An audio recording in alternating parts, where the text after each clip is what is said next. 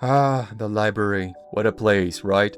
You know, when you think about it, it's so surprising that the whole purpose of a library got lost with the new technology. Nowadays, a library is only an old relic of the past with its million of old books that no one would ever pretend to care about, and the stereotypical old lady who will ask you to simply Be quiet, I don't want to hear a mouse wiping its ass.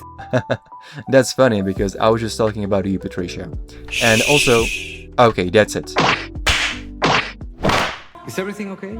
Okay, now that it's only us, where was I again? Ah yes, the library downfall. But before that, I shall explain what a library is. I guess you've all been there at least once in your life, whether by choice or because your school forced you to do so. And for the ones among you who never stepped in such a place, you should at least be somehow familiar with the concept. But still, just in case, let me remind you what libraries are. Because unlike what I just said a few seconds ago, a library was and is still a little bit more than that. You see, it's true that a library is indeed a place filled with books sitting on bookshelves for who knows how long. But surprisingly, libraries are also one of the last third space publicly open for everyone without having to pay a lot of money. Usually, the only thing they request from you is a small library membership who is usually free or in the worst case scenario only costs a couple of bucks for the whole year. Think about it, you pay literally $0 and you get access to a new place whose only restrictions are to not eat and to not speak loudly. Still not convinced. Yeah, I admit, this wasn't the best way to sell you this place. But I swear, libraries have a lot of good sides too. I think for the ones among you who like reading physical books, you all know the classic pros, such as you don't end up with hundreds of books staying at home that you paid 15 bucks and only read once. With libraries, you can just read a physical version of a book and bring it back without wasting space at home. At the same level, you can also avoid a problematic situation where you end up wasting money on some crappy book, whether it's a novel, a comic, or a manga, just because the first pages and the cover were interesting. What did you say? Yeah, you're actually right. You can absolutely do that also on the internet through different ways, but here you get access to physical copies of your books and you avoid yourself the worries of getting caught, especially in the USA because in the land of the free, illegally torrenting Peppa Pig could put you in jail. FBI, open up!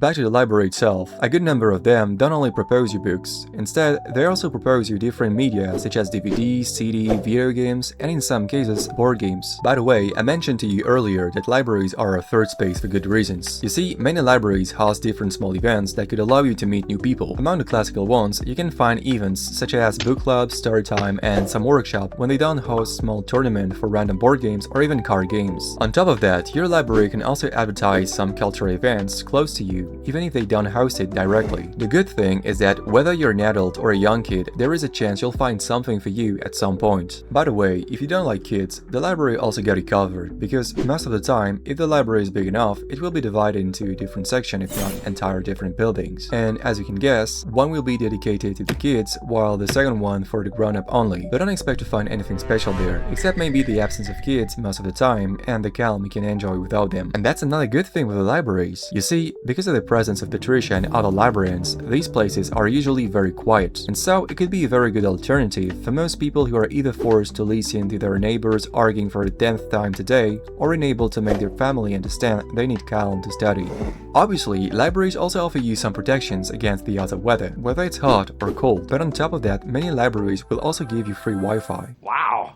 If they're big enough, they'll also have a small computer room or at least an area with some computers to be used by anyone. However, you should keep in mind that these computers aren't suited for playing AAA video games. Same thing with the website, if most of the internet is accessible, there will still be a list of forbidden websites for obvious reasons. So please don't be one of these weirdos still trying to access them, except if it's School Math Game and other websites like that. For them, you have an exception. You never know, sometimes they aren't blocked yet.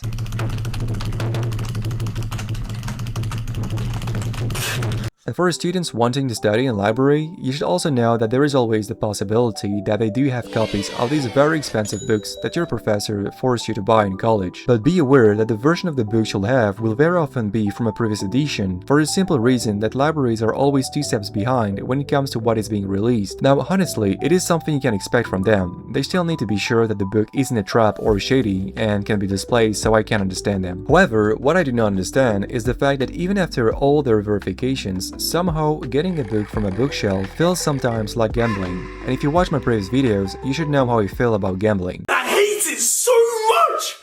Easy! You see, most of the time, your book will be as good as new, but on rare occasions, it will look like it just came back from war. Whether it's a bent page, some random beautiful messages or drawings, or a whole missing bunch of pages making the book unreadable, we can all agree they can be pretty annoying. But sometimes it can be really gross, such as when you find awkward stains in the books or when the books are literally smelling something other than what a normal book smells like. Now, for real, some of them were definitely in a disgusting state, but luckily, it hardly ever happened. I promise.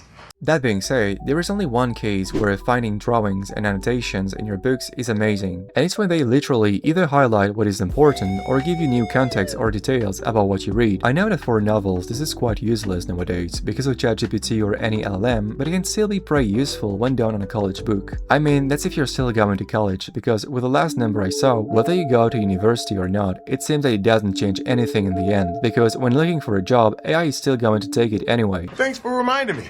Obviously, don't be surprised if in time of exams, the library where you go fills up faster than usual and you cannot find a specific book. Just remember to not complain too loudly, otherwise Patricia will come for you. If I can still add something to the library topic, it would be that like in many things, not all of them are built equally. You see, there is a high chance that all of what I described won't be present in a small school library, or even in a tiny public library. So that was a f***ing lie. However, you can be sure that most of the big public libraries will have them. Same thing for everything that is related to the book content. You'll obviously not see all the academic literature of a university library in a public one. At the same time, their localization will also have a big impact on their aesthetic. Like if you compare your small school library in a crappy neighborhood, which will look like a small classroom, to a giant national library in the best area of the city, you can definitely guess which one of the two was well founded and which one wasn't. Finally, I think the last element in which library can be a little bit hard to deal with is their schedule, because you can't look at me dead in the eyes and tell me that the library opening at 2 PM and closing 3 PM was intended to be open to the public. Like, what would even do that? Rest assured, most libraries follow quite a normal schedule. I hope so.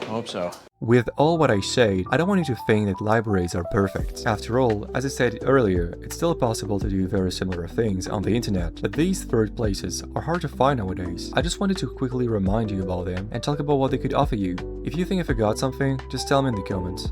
Anyway, if you found what I said interesting or entertaining enough, please subscribe, click on the bell, share, and tell me in the comment if you agree with me or not. I'll let you go, but before, don't hesitate to go check my other videos. Have a nice day everyone. Bye.